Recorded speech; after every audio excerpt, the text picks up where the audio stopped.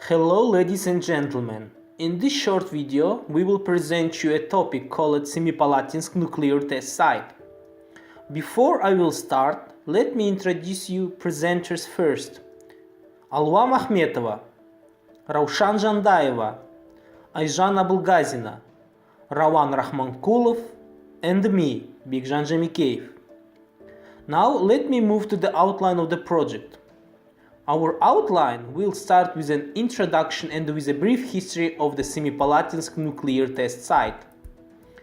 In this section, we will mention things such as opening and closing of the Semipalatinsk test site, how many tests were held, and about Nevada Semipalatinsk anti-nuclear movement. Then, we will talk about impact of Semipalatinsk test site on people, mainly its short-term and long-term effects. Afterwards, we will talk about impact on flora and fauna. Also, we will highlight the situation today at Semipalatinsk test site. Finally, in conclusion part, we will talk about the importance of the topic. Okay, let me start with a brief history. Political head of the Soviet atomic bomb project, Lavrentiy Beria, opened site in 1947. Gulag labor force was used to build test facilities, including the laboratory complex in the northeast corner of the southern bank of the Irtysh River. The first Soviet bomb was tested in 1949 and it destroyed nearby villages. More importantly, Beria had neglected to evacuate these villages.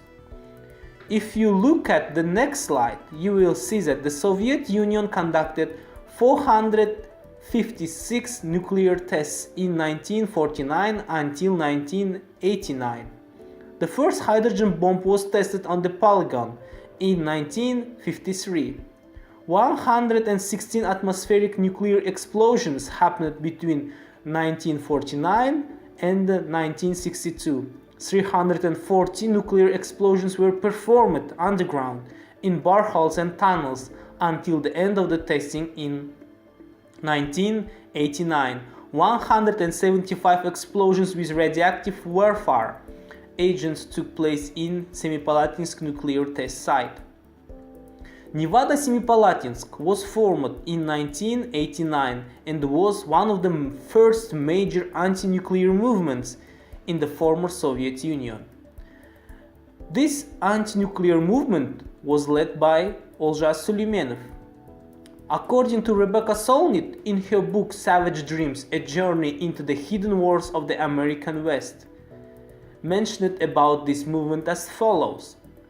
The next days, 5,000 people came to the hall of the Writers' Union in Alma-Ata, the Kazakh capital, and named themselves the Nevada Semipalatinsk anti-nuclear movement in solidarity with the anti-nuclear and indigenous activists of Nevada, an extraordinary line of convergence running from the test site to test site halfway around the globe. Local officials were members of this movement along with distinguished professionals and many writers. According to UNESCO, Nevada Semipalatinsk played a positive role in promoting understanding of the necessity to fight against the nuclear threats. Finally, the Soviet Union conducted its last test in 1989, and the site was officially closed by the President of Kazakhstan, Nursultan Nazarbayev, on 29th of August in 1991. Now, let me give a floor to my colleagues. Continuing our presentation, let me start from the general information, general statistics about the effect of nuclear tests on Kazakhstani population. The United Nations believes that 1 million people around Semipalatinsk were exposed to radiation, and the incidence of birth defects and cancer is much higher than for the rest of the country. During the Soviet times, for obvious reasons, the information about nuclear tests and human health was surrounded by total secrecy. Later, after the collapse of USSR, many researchers started to develop. One of those researchers was Japanese research conducted in 2002 and 2004.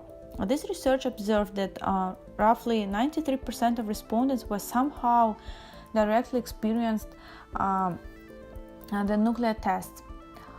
Besides Soviet researchers and foreign Japanese researchers, our Kazakhstani scientist from Nazarbayev University, Dr. Jaksibay Zhumodilov, has researched this topic and found that their levels of leukemia, cancer, esophagus, liver, lung were heightened among residents of Semipalatinsk region.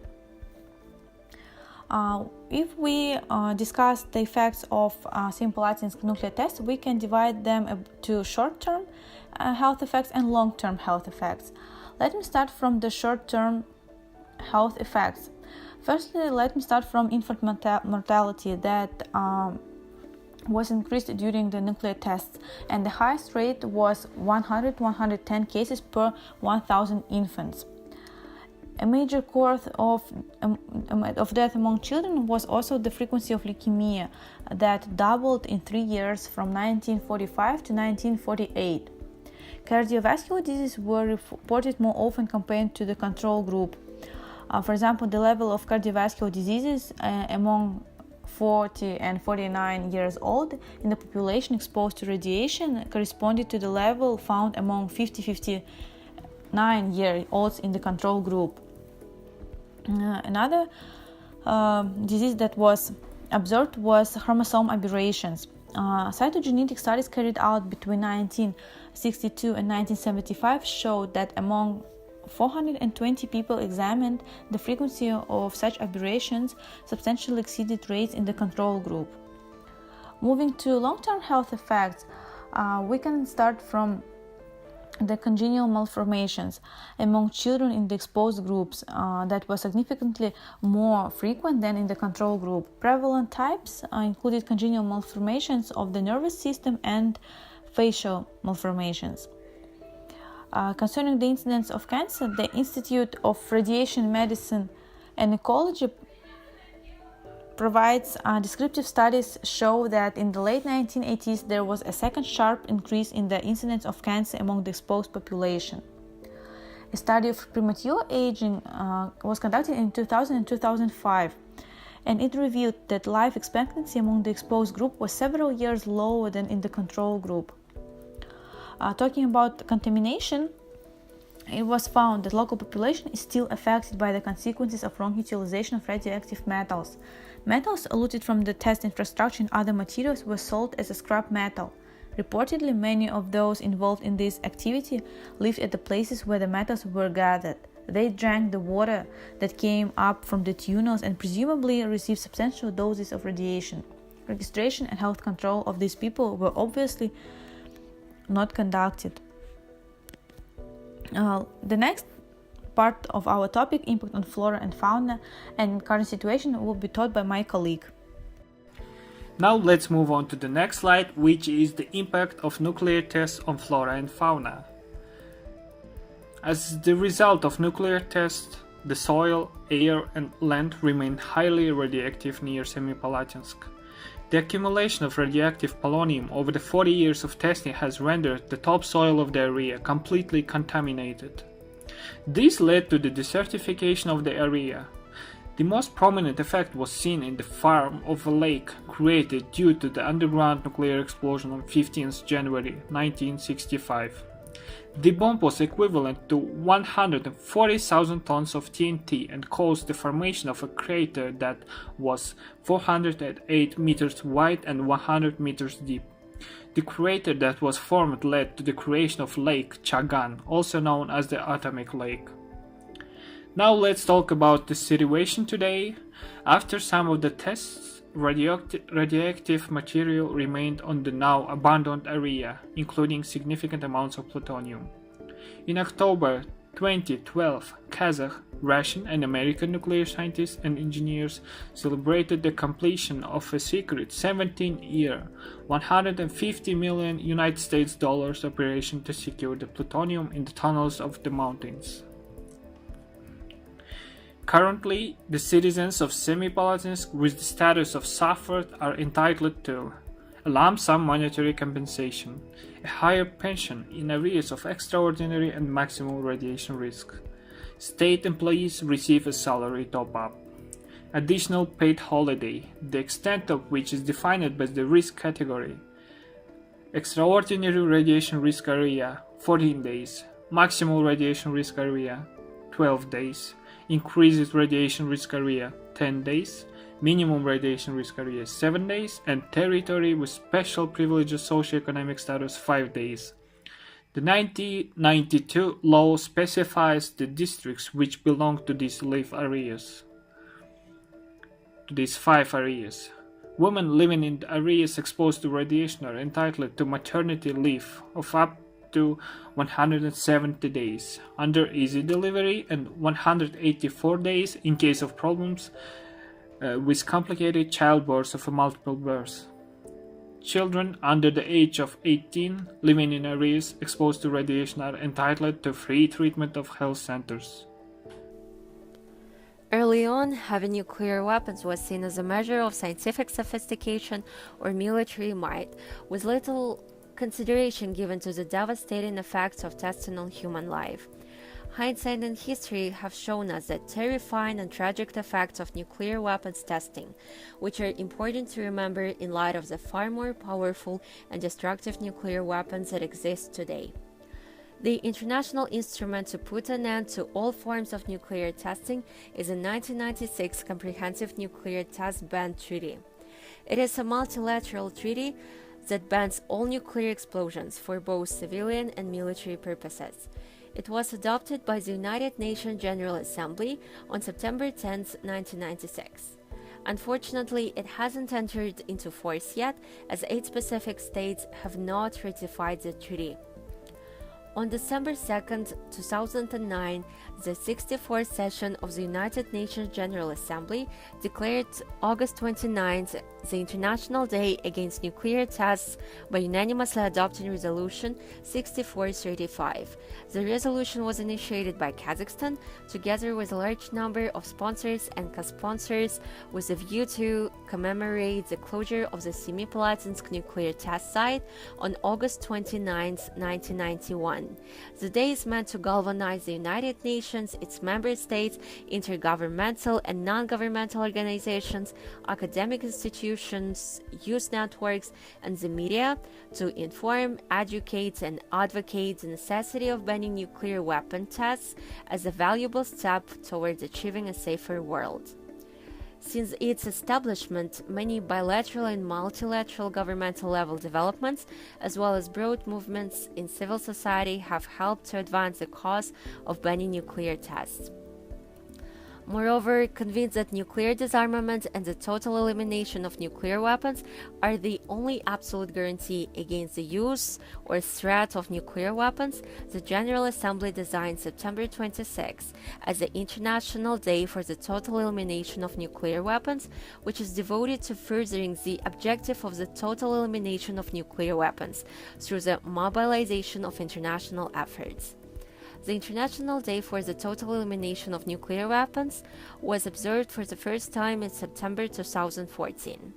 Together with other events and actions, it has fostered a global environment with more optimistic prospects for a world free of nuclear weapons. As the Secretary General of the UN, Antonio Guterres, recognized in his message to the Conference on Disarmament, the security environment is increasingly complex, but the complexity cannot be an excuse for inaction and cynicism. Although challenges remain, especially in terms of the deteriorating international security environment, along with increased military spending and a strategic tilt towards nuclear weapons, there have been visible signs of progress on various fronts in 2017. This was most apparent with the adoption of the Treaty on the Prohibition of Nuclear Weapons, consensus on recommendations to the General Assembly by the Open-Ended Working Group, the positive environment at the first session of the Preparatory Committee for the 2020 Review Conference on Treaty on the Non-Proliferation of Nuclear Weapons, and finally, the adoption by the UN Disarmament Commission of a consensus recommendation document after nearly 2 decades of inactivity. So what is Kazakhstan doing now? Since 1991, Kazakhstan has attempted to channel its negative experiences with nuclear testing into a positive contribution to international security. Toward this end, the government of Kazakhstan launched the ATOM project, which is an acronym for Abolish Testing, Our Mission, a public awareness campaign designed to popularize the lessons and consequences of decades of testing at STS. In a practical way, Kazakhstan uses the unique infrastructure left behind by the Soviet nuclear weapon program to assist the international community with strengthening the verification regime that supports comprehensive nuclear test ban treaty. For example, joint Kazakhstan-US experiments conducted at the former nuclear site helped the STBT organization's international monitoring system to calibrate seismic equipment. Kazakhstan also hosted on-site inspection exercises in 1999, 2002, and 2005. The 2002 exercise involved a stimulated nuclear explosion and allowed experts to test how different inspection techniques, including visual observation, seismic and radiation monitoring, and environmental sampling, work together. Additionally, the field exercise carried out at STS in 2005 tested overflights and radiation monitoring. In 2008, Kazakhstan offered the former STS to the STBTO to use during its first integrated field exercise, known as IFE-08. It was the first time in history that exercise participants were able to engage in running through all of the elements involved in nuclear test detection, from the first suspicious-looking seismic wave to the findings presented in the inspection report. If to consider current times, in June of 2016, Kazakhstan was elected as a non-permanent member of the UN Security Council. In recognition of its complicated nuclear history, most clearly represented by the Semipalatinsk test site that now stands silent, Kazakhstan has nuclear security as its top policy priorities during its 2-year term. Currently, Kazakhstan is also negotiating an agreement with the International Atomic Energy Agency for the country to host the first multinational low-enriched uranium bank. This would begin to serve as a last resort fuel reserve to assure a guaranteed supply of low-enriched uranium for the nuclear power markets. Countries wanting to buy from the reserve would have to meet agency's safeguards and refrain from operating uranium enrichment or spent fuel reprocessing facilities.